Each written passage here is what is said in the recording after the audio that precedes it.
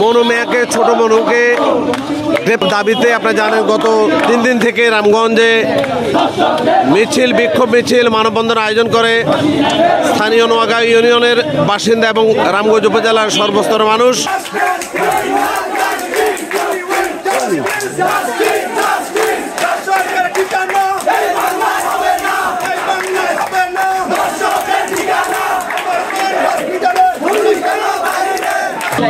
রামগঞ্জ থানার officer in charge Mohammad Abul Bashar আন্তরিকতা এবং কর্মদক্ষতার কারণে একটি গোপন জায়গা থেকে গতকাল রাতে ছোট মনুকে গ্রেপ্তার করতে সক্ষম হয়।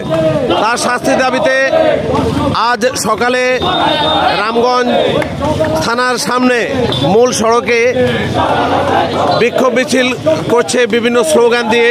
তারা দর্শক মনু মিয়ার শাস্তির দাবিতে সংশ্লিষ্ট কর্তৃপক্ষের কাছে অনুরোধ জানাচ্ছে।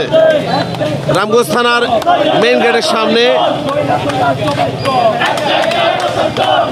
বিভিন্ন ছাত্র জনতার ব্যানারে বিভিন্ন লোকজন স্লোগান দিচ্ছে। তারা